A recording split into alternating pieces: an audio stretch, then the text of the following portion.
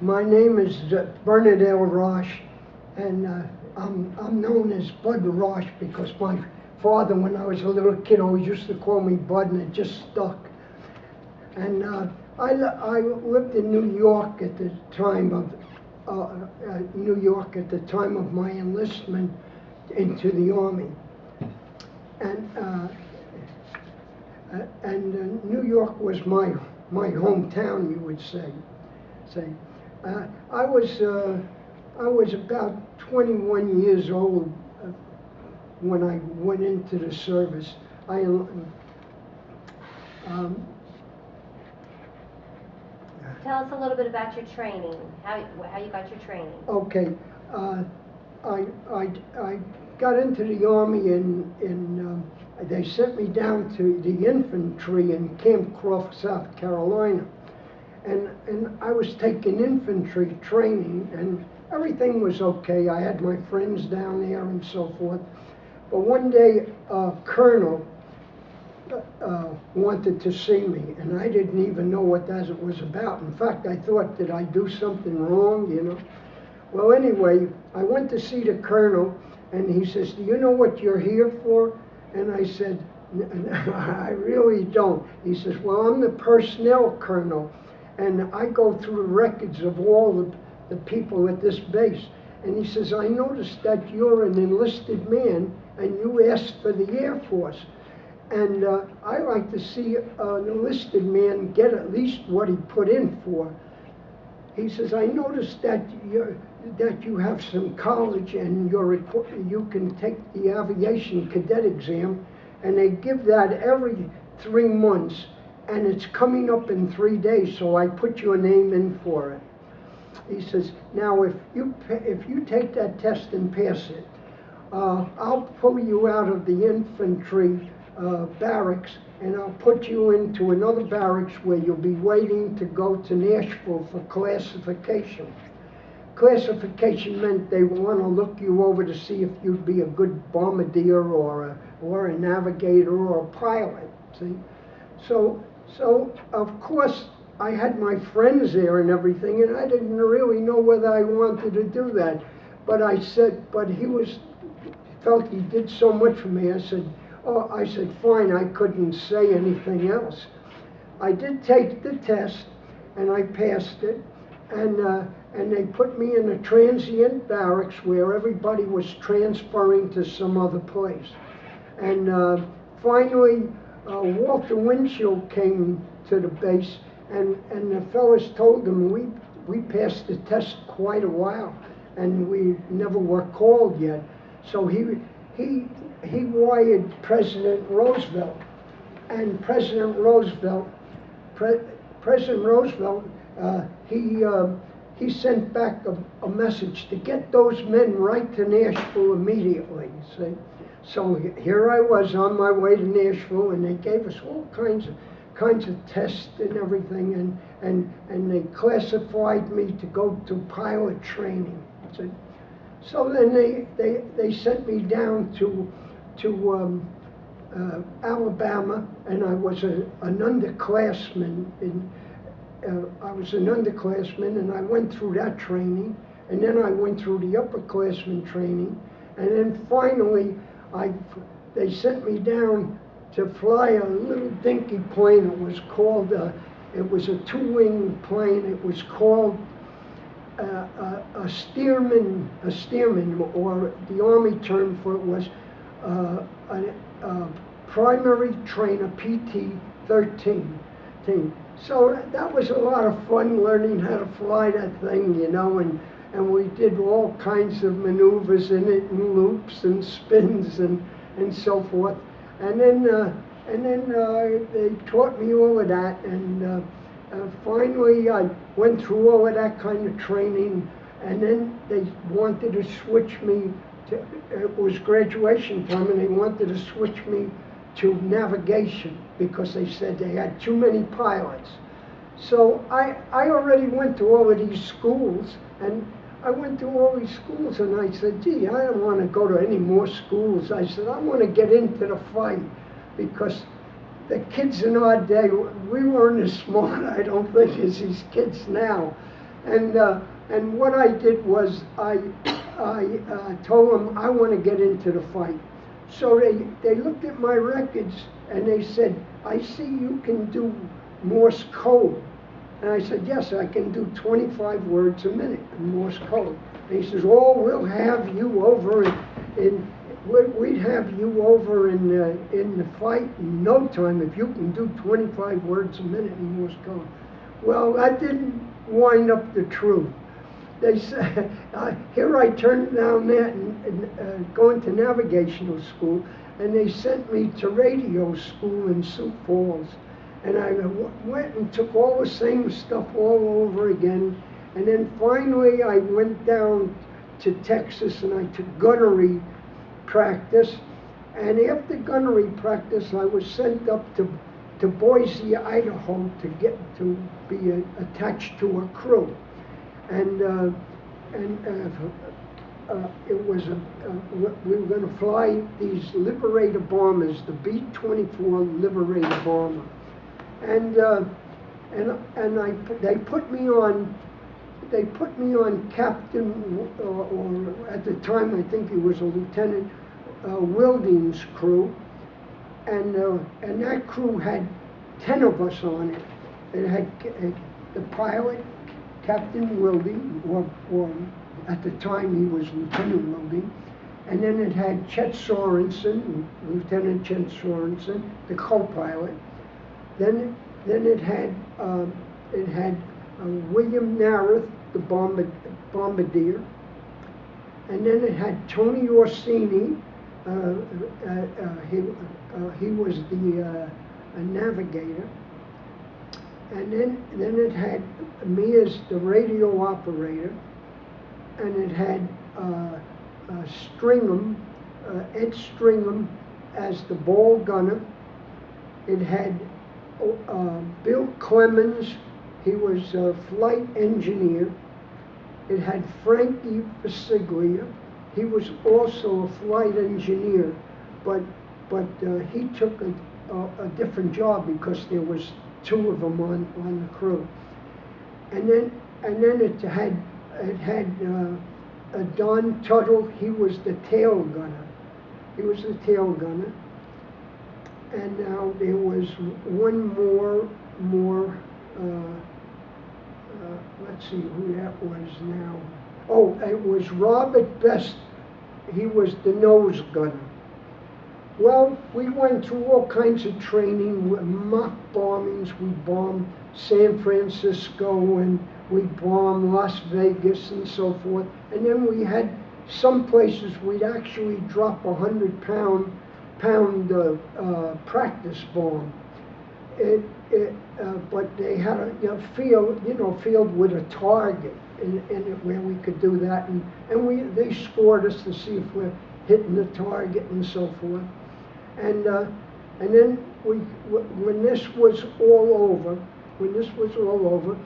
they sent us to Nebraska, to Lincoln, Nebraska.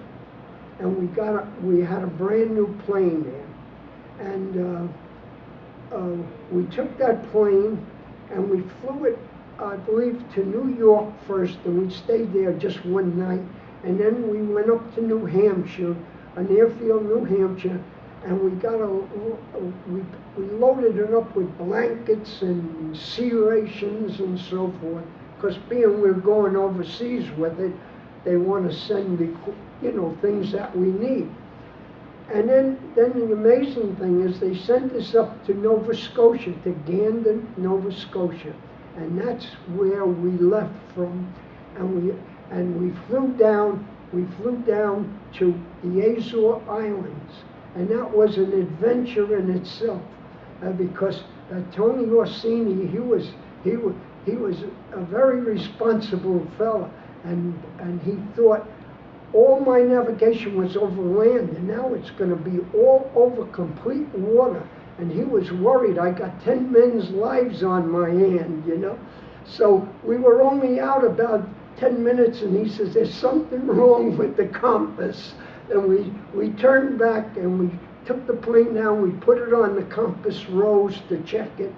and everything checked out perfect. And we took off again. And when we took off, I'll tell you the real truth. I went to briefing as the radio operator, and by the way, I think I left my own name out when I was giving the crew. I was the radio operator, and they briefed me and they told me that when we're flying so many hours, I should turn on my radio onto a certain station, and if I hear an N, which is dotted, then we're flying too much to the east. And if I hear an A, we're flying too much to the west. Well, it was time to turn on the radio. Meanwhile, Tony, he was running up and down. He was all nervous about everything, and he had Bill Nareth shooting the sun with a sextant, you know. And I wasn't nervous because I was briefed already. And I turned on the thing and I heard dotted, and then. So I said to Wilding, I said, correct to the west. And I listened, and he corrected to the west, and I heard that N, it went dotted, then it started getting faster, dotted, like that, and then all of a sudden it went boom, and I said to Wilden, I said, hold that position now, we're right on the beam, see, that'll take us right into the Azore Islands. So we landed at the Azore Islands, and then from there we flew to Marrakech, and from Marrakech we flew to Tunis, and from Tunis we left there and we went to Italy, and that started our war career, and we were a new crew there, and we went to Ecbatali, Italy, and we always checked the board and to see if we were on the board, you know. And the first missions we flew, they wouldn't let us, excuse me, they wouldn't let us fly as a crew because we were new, and they figured that we never saw combat and we might panic. So they broke us all up, and they put me on one plane, a pilot on another, and so forth. And they had one plane they put two of us on. And this was our first mission, and that plane didn't come back. But we did get some very good news from the other planes. They counted 10 shoots in the air, which meant that all the guys got out, and at least they were alive in the air, see? And that was Tony Orsini and Stringham, and they were picked up by an outfit called Chetniks. Mihaljevic was their leader, and Tito, the communist, he led the country, and that was his enemy. The guys who picked us up, my fellows up, that was their enemy. And a 15-year-old kid marched the crew right across the whole Yugoslavia to where we could fly in a C-47 or something, and pick them up and bring them back, see? But that took 43 days to do. And well, anyway, one of our okay. You're doing great. Tell us how long altogether. I was in the service for 4.5 years. Okay. And one of the biggest things in my service was that I went to Ploesti 3 times, which was probably the #1 target of the whole World War II, because it was about 40 to 60% of the German oil. And our crew survived that. We came out the other side after going through those barrages, and we were all you know, well, we got some hits and everything, and the plane got a lot of hits, but we all survived it. But then they sent us to a mission to the Brenner Pass, and we went there on December the 27th, 1944. That was the first time we went there. We were a lead ship, and it was a very, very difficult target, because what it was, the Germans were losing in the south, and they were trying to get their equipment back to Germany or to Normandy. And what was happening was they were putting it on trains and going through the Brenner Pass. So they asked us to blow the tunnel and the tracks. But it was a very difficult target for one reason. It had to be done all by navigation, because if you saw the target, it was too late to drop the bombs. So we went on the 27th, and our navigator, we didn't have it right that day. We weren't coming in on the target right. And unfortunately, which that didn't have anything to do with this plane getting hit, but that we were not on the right course. But unfortunately, a plane by the name of, let me see if I can think of the name, it was Fearless Fosdick. They got hit, and the plane blew completely apart.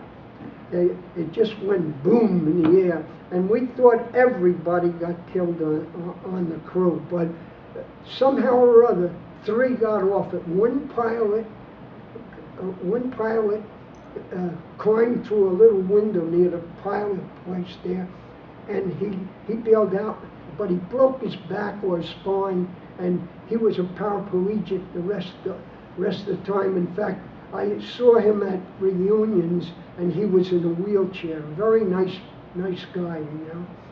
And well, anyway, we went back on the 28th to do the job, and we were coming in very good on the target, and everything was going good, but the Germans had the guns in the mountains, and they were right close to us. And before we even got a chance to drop the bombs, the payload, they hit us. And they knocked out our #1 engine. The #2 engine only had half power, but we had 2 good engines on the other side. They hit me in my legs. I was hit in the lower ankle, and you can't see your legs. You got all this equipment over it, and you're worried. Is my leg still there? You know, and so forth. And I was hit up in the thigh, but that was a minor less move. It looked very bad. There was a lot of blood, but it was only a piece of flesh taken out. It didn't hit any bones, you know. Well, anyway, we were in pretty serious trouble, and we rang the alarm. There's 2 alarms. One is intermittent. It goes ding, ding, ding, ding, ding, ding. That means get ready to jump. And when we rang the intermittent alarm, 3 of our guys jumped. They didn't wait for any more alarms, because they saw what happened to the plane the day before, you see. And so they became prisoners of war. And we were losing some altitude, but we were still flying. And Frank Vasiglia, he took over he was the one that took over the flight engineering job. He said we had 1,100 gallons of gas yet on the plane, and he says, and we're still flying. He says maybe we could get out of here and not become prisoners of war. I'll tell you the truth. All of us guys were scared, you know, about that, because we saw what happened to the plane the day before, the way that blew up, and here we have a chance to jump, you see. So, well, we took a chance. They feathered the propeller on #1 engine. Feathering it means that they turn it so that it doesn't drag in the wind that cause you drag on the plane. and we had half power on the #2 engine, and we had 2 good engines. So, but the pilots, we had no navigator, and the pilots actually couldn't see down, and they asked Bob Best to make sure we don't go over Ferrara River Bridge, because it was a very bad, a lot of firepower there, accurate firepower, and he made a little mistake, and he got us over it, and they shot up at us, and I don't know whether or not they hit us or anything, but Wilding, the pilot, he put that plane on one wing to get it out of there, and he really didn't want to do that. He wanted to keep it as flat as possible, not to put it on one wing, you know. And now we were coming to Trieste area, and we saw the Adriatic, and that scared the heck out of us, because they told us that if 10 jump over land, all could survive it. But if you jump over water or you ditch the plane in water, only you'll be lucky if 30% of the crew makes it, see? So we didn't know whether we wanted to go over the water. So we said, well, okay, we'll go over the water. You know, we took a chance, because we threw everything out of the plane to stop us from losing our altitude. We got rid of all the ammunition and everything. And everything was going real good. And then all of a sudden, about 2 hours or an hour and a half, the nose gunner says, we got 10 Messerschmitts out here. There's no way we're going to be able to fight 10 Messerschmitts. So everybody was going to run for their parachute, water or no water. But what happened, an amazing thing took place. 3 B-26s, a plane that I never saw one in the air, and this was about my 39th or 40th mission. I never saw one of these planes ever in the air. And 3 of them come right in formation to protect us, you know.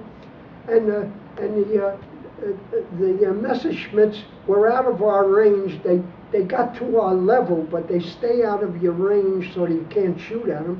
And then they go forward, and then they usually come back at you and shoot at you. But instead of them coming back, they just kept on going, which that was great for us, you know.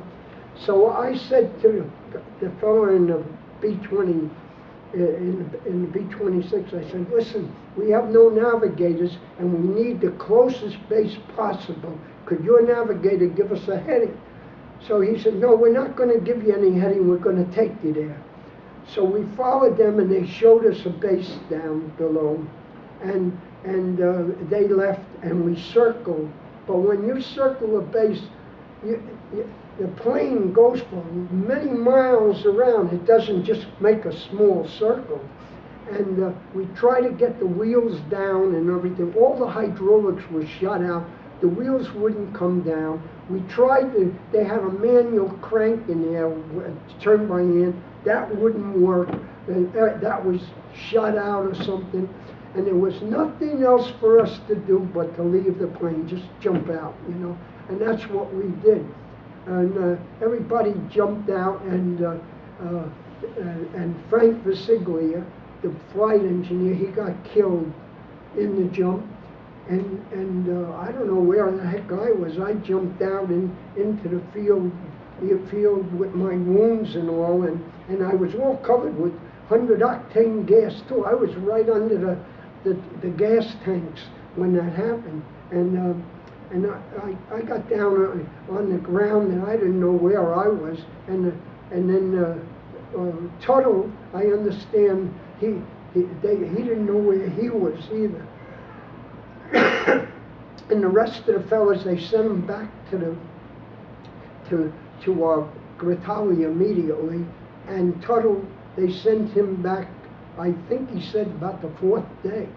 And they found me the 3rd day, and they took me to that base, and it was an American base and an English base. One side of the field was American, but but they had an infirmary there, an English infirmary, and I went to the infirmary, and they stitched me up. They stitched me up, and the best part of it is that there was a chaplain there. He was a Jewish chaplain who was on duty, and he sent my wife a notice, but he sent her sort of a nutty notice. He says he's in good spirits, you know, instead of saying I'm okay and all, you know, and he sent my father a note too that I'm alive, you know, and that was the story of our trip to Gritalia, you know. Now the B-24, everybody, you've all heard of the famous Flying Fortress, and it was a great plane also, but I think the B-24 was far superior because it had what they called a Davis wing on it, and it was a much more, a better engineered wing, and it had more lift to it than the B-17 Flying Fortress. And I was once surprised when a Flying Fortress landed. The whole inside was all armored all the way around. We didn't have anything like that, you know. And the B-24, it fought in more areas, and it was used in more kinds of jobs. They even used it for submarine duty, you know, and it did a very good job, I understand, as a submarine finder and exterminator, you know. Well, that's the story. Thank you. Thank you so much. That was great. Perfect. Yeah. Perfect. Ready? Oh, one more story that goes with us getting shot down is that when I landed on the ground, I went to see my legs to see if they're still there and all, you know. It seems easy to do, but with all that equipment on, it was very hard to do. And I saw a man way in the distance coming at me, and it looked like he had a big knife in his hand, and he was running at me. So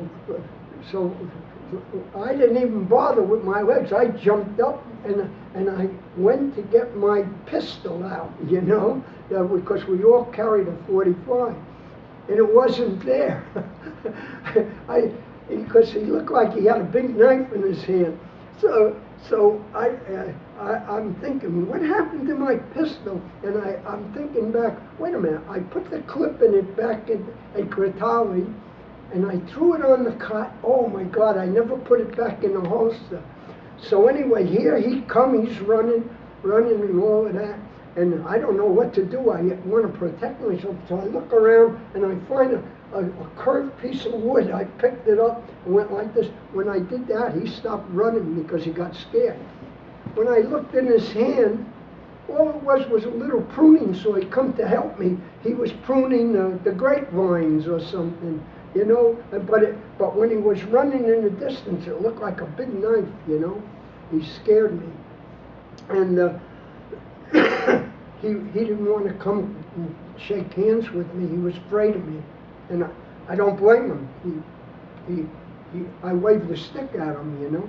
But then I saw a whole bunch of women coming, and he turned around, he saw me, and he got out of there.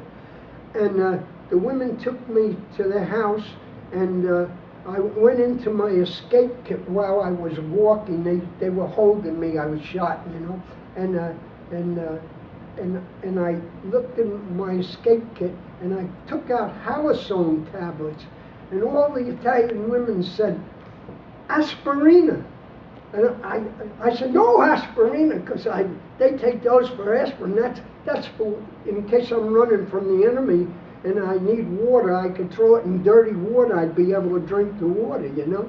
So I took all of them and I put it on the floor and I crushed it. I didn't let them have. And now picture this. Here they are helping me, and they didn't have any aspirin because of the war, and they see the aspirins and they feel I don't want them, and I'm crushing them. I won't even give it to them, and they're helping me, you know. So that was a bad situation. But I reached in the kit and I got out the chocolate little things they give you. One is like eating a whole meal. It's all full of nutrition and all.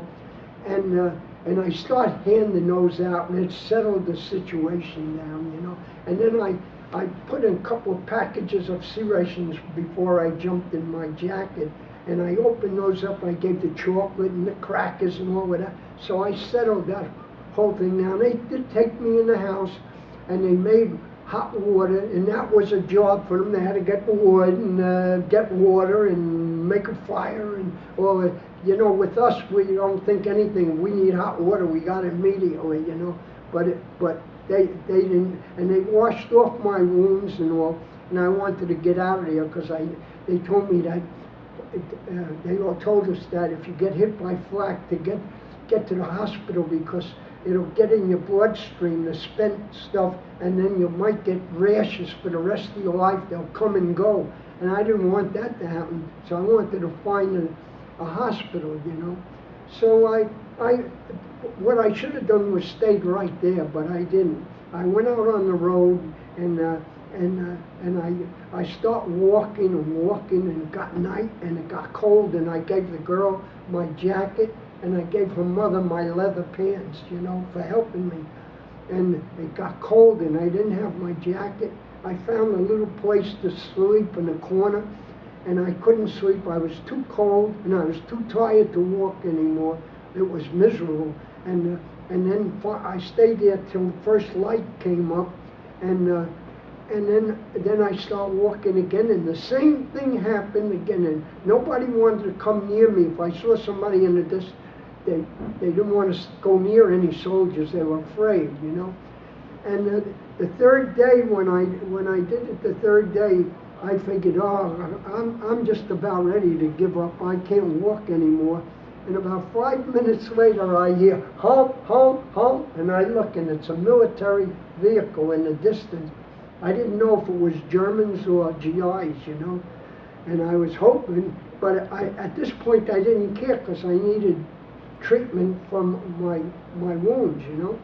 So I watched them come close, and I saw it was GIs, and I said, "Thank you, Lord," you know. And they took me to that hospital, and the English stitched me up, and then I wanted to stay overnight because I was so tired. They wouldn't even let me do that. I was dead tired.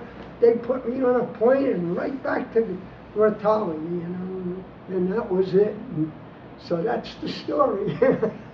Thank you very much. Thank you. That was great. Wonderful.